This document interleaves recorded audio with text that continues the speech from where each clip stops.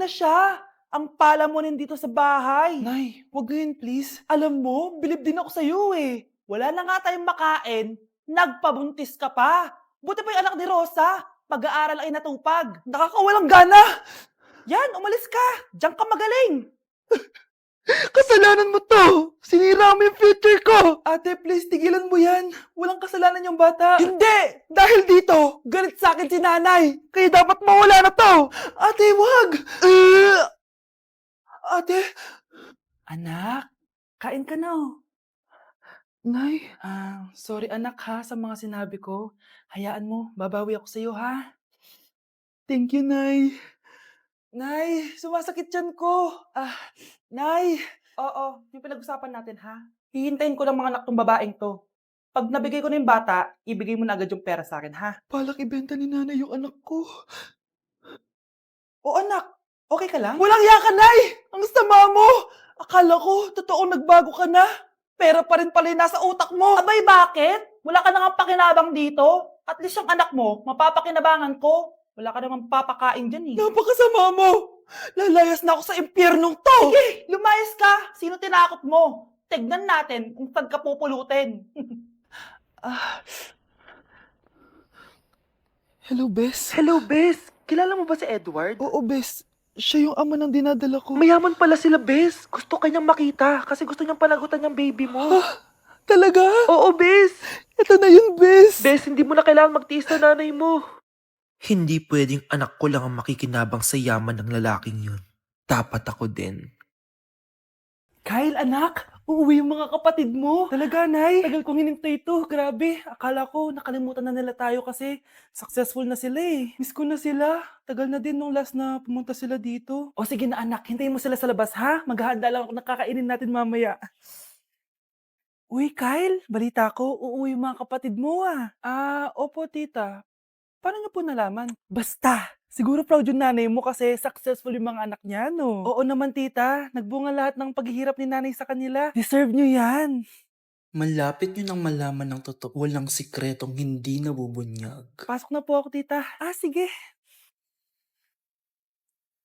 Hello, Nay! Nandito na yung anak mong doktor, all the way from New York! Hi, Nay! Nandito na yung anak mong teacher, all the way from Central Elementary School! Hello, Nay! Nandito na yung anak mong engineer. Naiyak naman ako. Nakumpleto din kayo magkakapatid. Sana nakikita to ng tatay niyo. Masaya ako na nandito kayo, ate, kuya.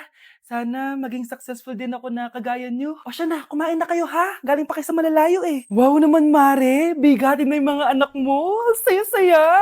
Oo naman, Mare. Ilang taon din akong kumayod para mapagtapos lang sila. Pero worth it naman, di ba? Teka, Mare, para mas masaya, may kailangan kang malaman. Oh, ha? Ano to, Mare?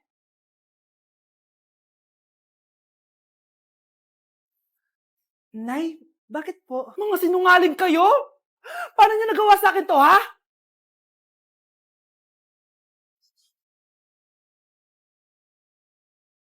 Nay, bakit po? Mga sinungaling kayo?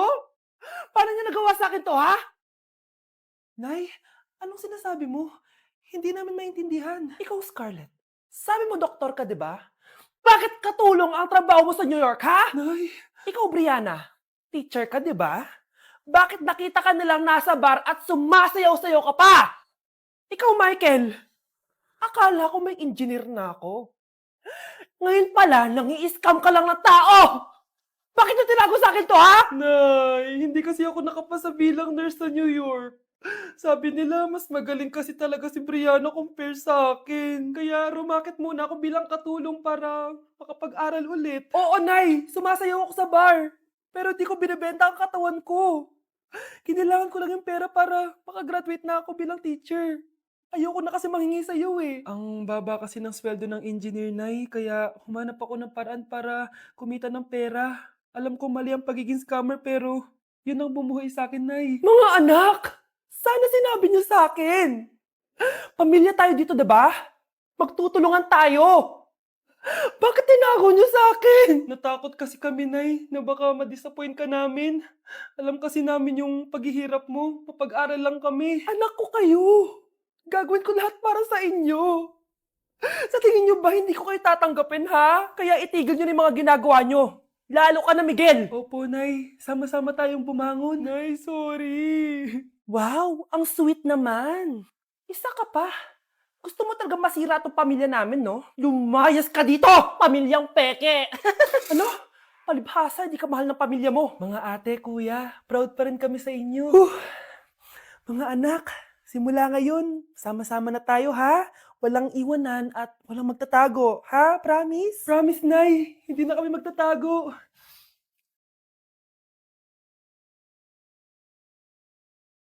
Nandito na ako, mahal! Mahal, ikaw ba yan?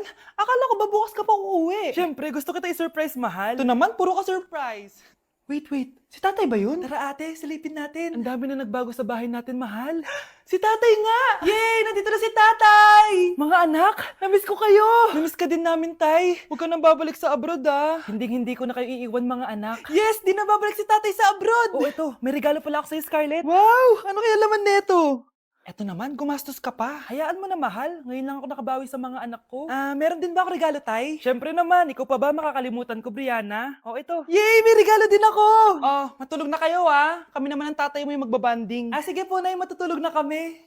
Bubuksan ko na to. Tara na, mahal. May pasalubong din ako sa'yo sa kwarto. Tara na, mahal. A few moments later. Anong oras na? Bakit tumatawag si tatay? Hello, tay? Scarlett, umalis na kayo sa bahay na yan. Isama mo kapatid mo pati nanay mo. Bakit po? Nasaan kayo? Yung lalaking umuwi dyan kagabi, hindi ako yun, anak. Umalis na kayo dyan ngayon na. Nay! Nay, sorry. Napagastos ka pa tuloy sa pagpapa-hospital sa akin. Ano ka ba, anak? Nawala na nga sa akin yung kuya mo, di ba? Ayoko namang mawala ka din sa akin. Hello po, good morning. Dok, ano po balita? Makakalabas na po ba si Scarlett bukas? Ma'am, may good news po ako. Pwede na po lumabas si Scarlett bukas. Salamat sa Diyos! Hindi na ako magiging pabayang ina. Ayoko na maulit yung nangyari sa kuya mo. Nay, ano pala nangyari kay kuya? Hindi mo pa nakakwento sa akin yun. Ha? Bata pa yung kuya mo, anak, nung nawala ko siya sa palengke. Mare, magkano tong sitaw? 50 na lang sa'yo, Mare. Ang mahal naman, Mare. Pwedeng 20 na lang to. Mga laruan ba yun? Ang ganda nun na. O siya, sige na, kumare naman kita eh. Ayun yung gusto ko sa'yo eh. Tara na, anak.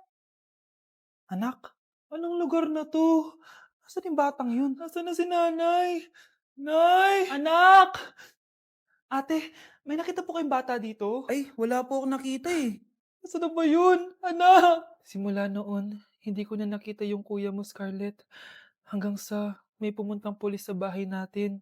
Ang sabi nila, patay na daw siya. Grabe naman yung nangyari kay Kuya Nay. Ang lungkot naman po pala nung nangyari sa kuya ni Scarlett. Sige na po, ma'am. Kailangan ko pa po bisitahin yung mga ibang pasyente. Sige po, Dok. Salamat po. Anak, ang importante, makakauwi ka na bukas. Opo, Nay. Makakapag-thirst trap na ako ulit.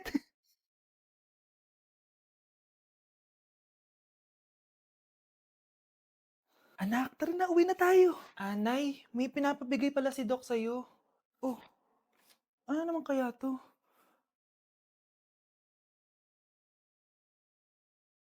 Paano nangyari yun? Doc, bakit ka meron neto, ha? Bakit may picture ka ng nawawala akong anak? Hindi mo ba talaga ako naaalala? Hindi. Sabihin mo sa akin, buhay pa ba ang anak ko? Umalis ka na. Marami pa akong gagawin. Buhay pa ba ang anak ko? Oo! Buhay na buhay ako! Ako ang anak mo na iniwan mo sa palengke dati! Nagtataka ka? Isa na akong trans ngayon. Alam mo, buti na lang may mabait at mayamang pamilyang kumukup sa akin. Kaya maganda yung naging buhay ko. Tignan mo, naging doktor pa ako. Kaya salamat sa'yo at iniwan mo ko. Anak, hinanap kita. Umasa ako na babalik ka. Hindi na importante yan. Ayaw na kita makita at hindi na kita kailangan. Kaya umalis ka na! Hello po. Kamusta po yung pasyente? Dok, si nanay naman yung nagkasakit. Kamusta na siya? Okay naman. Sa iba ko na lang siya ipapaasikaso, ha? Anak? Anak, please! Bakit anak tawag mo sa kanya, Nay? Sure ka ba na habang buhay ka magagalit sa nanay mo? Nakita ko results niya kanina. Anytime, pwede siya mawala. Magpapahangin lang ako. Nasaan na sila? Hello, nurse? Nasaan yung pasyente dito sa room 214? Anak? Ako ba hanap mo? Nay, akala ko may masamang nangyari na sa'yo. Anak, hindi na kita iiwan. Good news! False alarm lang pala yung nakita namin result sa nanay mo. Ibig sabihin, magiging okay siya. Salamat naman. Nay, ayoko na mawala ka sa akin, ha? Yay! May ate na ako! Nay, eto na po yung pagkain ni tatay. Thank you, anak. Pwede ba ako pumasok, Nay? Wag na muna, anak. Baka ma-stress yung tatay niyo eh. Sana gumaling na si tatay. Ang tagal niya na kasing paralyzed eh. Sige, Nay. Alis na ako. Mahal, papakainin na kita ha. Naglutuan ka ni Scarlett. Nay, eto na po yung pagkain ni Ano yun, Nay? Ang baho. Ay, anak, mamaya mo na ibigay yan. Papaliguan ko muna yung tatay mo. Nagpupo na naman. Sige, Nay. Tao po, delivery po. Ano po yun? Kay Susan po, importante daw po to. Si nanay. Ako na lang po magbibigay sa kanya. Nay, may nagpapabigay po nito sa inyo. Binasa mo ba to, anak? Hindi po, Nay. Wag na wag mo tong babasahin, ha? Sige po, Nay. Mamamalengke lang ako na uulamin natin, ha? Ikaw muna magbantay ng bahay. Ano yun? Bakit sobrang baho naman? Saan nanggagaling yun? Dito sa kwarto nila nanay. Tay, nagpupo ka na naman, no? Yung envelope to, Death certificate? Hindi naman patay si tatay, Hello po. Buti naman po, ma'am. Sinagot niyo na. This is St. Peter's Funeral. Kailan niyo po ipapaimbasa mo yung asawa niyo? Isang linggo na rin po kasi baka bumaho po yung bangkay niya. Anak, alam kong nasa kwarto ka ng tatay mo. Si nanay. Anak ko, binili ko to para sa'yo. Bagay sa'yo to. Ang ganda, di ba? Wow, Nay, ang ganda. Parang feeling yan pag sinuot ko yan. Sana may ganyan din ako kagandang damit kagaya ni ate.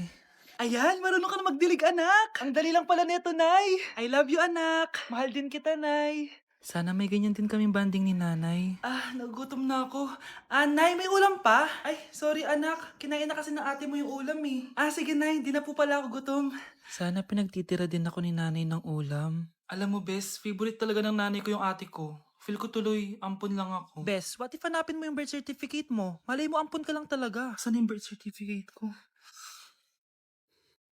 Kay ate to, May stage 4 cancer si ate. Oo, anak. May cancer ang ate mo. Nay! Kaya palagi nasa ate mo yung attention ko kasi ine-enjoy ko lang lahat ng oras na nabubuhay pa siya. Nay, sorry kung nagduda ako kung anak mo ba talaga ako. Ngayon, alam mo na, anak. Ano, Nay? May cancer ako? Kailan niyo balak sabihin sa akin to, ha? Anak! Kaya di ko sinasabi sa'yo kasi baka di mo kayanin. May cancer ako. Anak! Ate!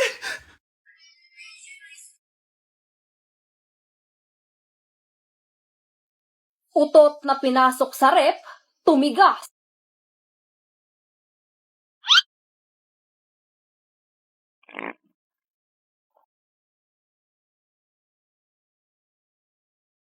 One hour later. Uy, gagi, naging leche flan.